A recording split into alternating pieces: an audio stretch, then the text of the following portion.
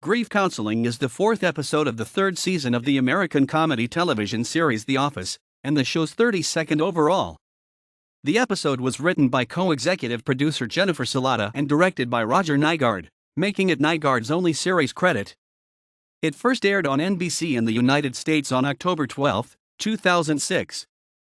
The series depicts the everyday lives of office employees in the Scranton, Pennsylvania branch of the fictional Dunder Mifflin Paper Company. In the episode, Michael Scott, Steve Carell, is overcome with grief when he learns about the death of his former boss at Truck. Michael spends the rest of the day attempting grief counseling for the mostly grief-lacking office. Meanwhile, in Stamford, Jim Halpert, John Krasinski, and Karen Filippelli, Rashida Jones, embark on a quest for a particular brand of potato chips. The outdoor scenes were filmed during the summer, although the cast had to pretend like it was in the middle of winter. This included wearing coats. Grief Counseling earned a Nielsen rating of 4.1 with an 11% share in the 18 to 49-year-old demographic and was watched by 8.83 million viewers. The episode was viewed favorably by most television critics. Pam's pranks and the bird funeral were a particular source of praise, as was Michael's monologue on the 5 stages of grief. Michael Scott, Steve Carell, is informed by Jan Levinson, Melora Hardin, that his former boss at Truck has died. Kelly Kapoor, Mindy Kaling, and Phyllis Lappin, Phyllis Smith, console Michael after he breaks the news to a mostly unmoved staff. Later, Creed Bratton tells Michael that Truck, heavily inebriated, was decapitated in a truck accident while speeding drunk on U.S. Route 6. Michael summons the staff to a primitive grief counseling session involving a collapsible Hoberman sphere ball, in which Michael tells members of the staff to give stories of deceased loved ones.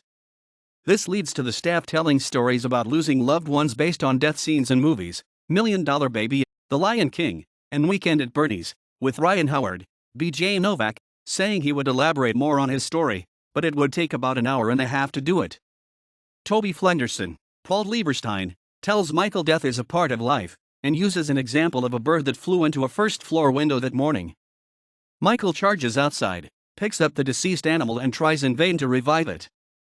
Michael schedules a parking lot funeral for the bird.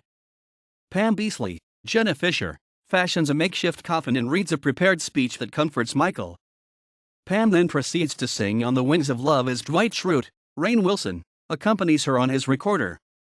The coffin is placed in a box of shredded paper and set afire.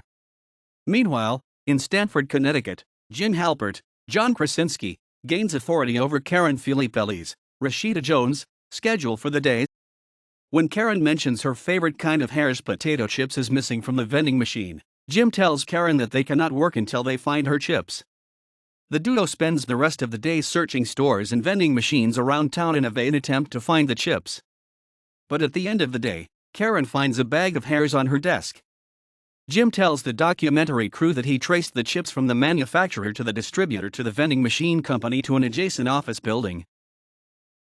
Grief Counseling was written by co-executive producer Jennifer Salata, and was directed by Roger Nygard, his only episode of The Office to date.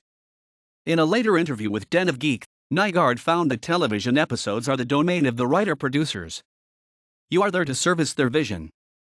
The Office is fully scripted, but there's always a little room to play when it's warranted. The first cuts are around 45 minutes, so you often have to cut the episodes in half for air.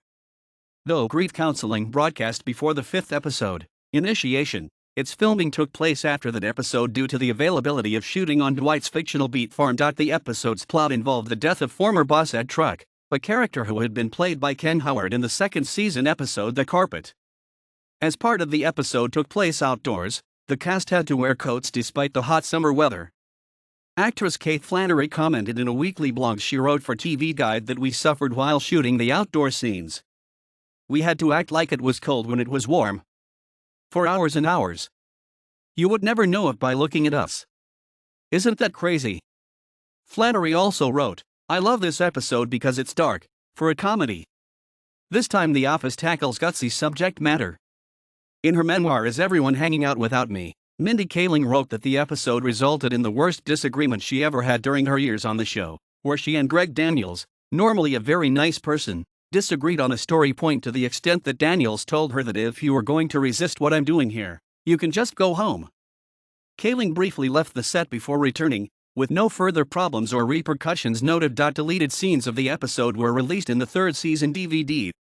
Such scenes included a co-worker showing Jim photographs of her baby, Dwight telling everyone to delete their records of Ed Truck, Michael talking about a need for a grief counselor, Toby holding a grief counseling session for The Office, and Roy telling Pam of the birth of a cousin's twins. Grief counseling first aired on October 12, 2006 on NBC in the United States. It received a Nielsen rating of 4.1/11. This means that it was seen by 4.1% of all 18 to 49-year-olds, and 11% of all 18 to 49-year-olds watching television at the time of the broadcast.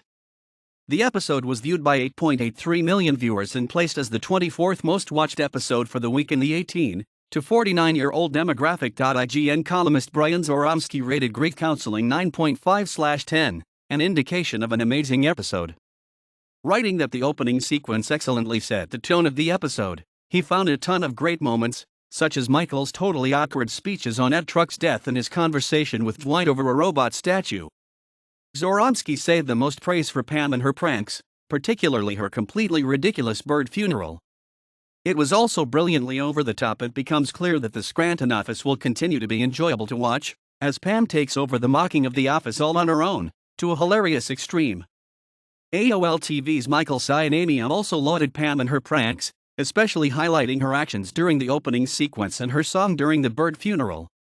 Cyanamia assumed that she feels liberated from Roy and Jim, to some extent, and is allowing her personality and sense of humor to come out even more.